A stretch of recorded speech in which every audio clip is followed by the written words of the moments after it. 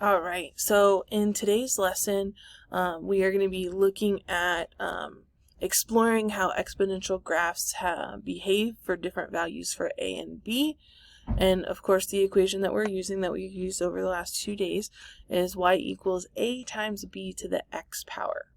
So essentially this whole lesson is going to be, one, can I graph an equation, which hopefully we figured out how to do that yesterday by plugging in points and plotting those points.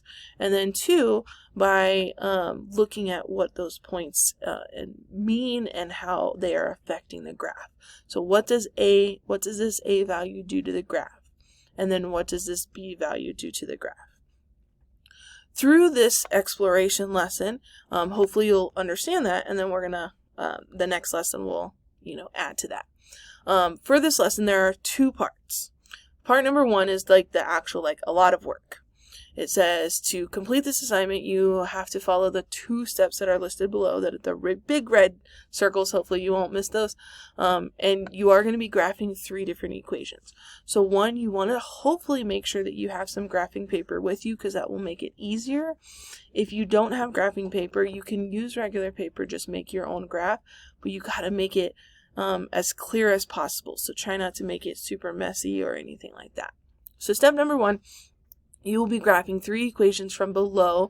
You're going to choose your 3 equations by either choosing evens or odds. So that way you get kind of a little mixture of what we want you to see. So notice there are 6 graphs right here. So if you choose evens, that means you're going to be doing 2, 4, and 6. You're going to be doing those 3. If you choose odds, that means you're going to be doing 1, 3, and 5. So again, you're going to be graphing 3 different graphs on graph paper. Remember, whenever you create these graphs, just look at this second dot, create the graphs on a piece of paper. Again, hopefully you have it.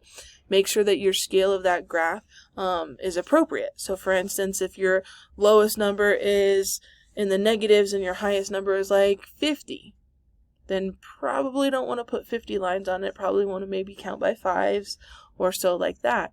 If your highest number goes up to 16, then yeah, maybe you could just put 16 lines.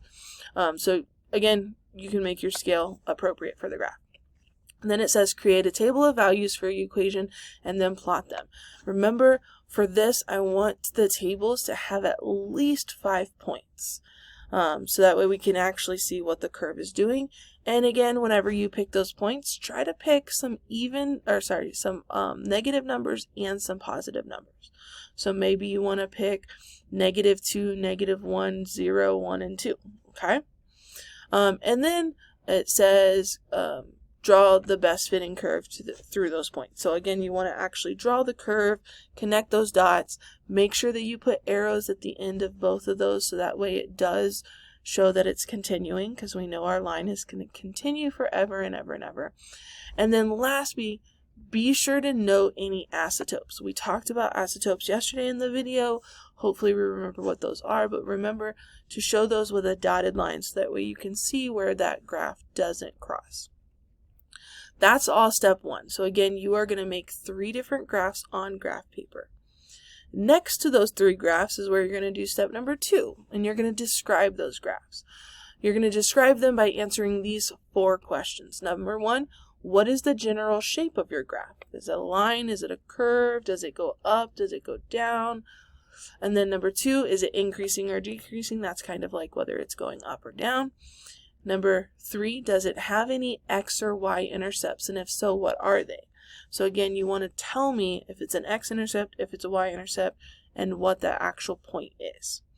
And then last but not least, are there any values of x or y that's not possible? So again, think about that asymptote and where it would be, and what would it be a value we could get for x or y.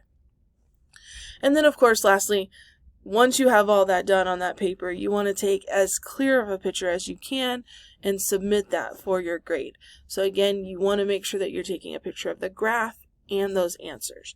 If you have to take a picture of 3 different things and submit 3 different pictures, that's perfectly fine. But that is, you want to make sure that it's clear, so that I can see those answers, and that I can see your graphs, and that I can see your table, please. Okay?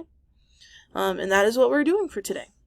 And then we're going to, again, tie all of that back in tomorrow or Monday with our next lesson.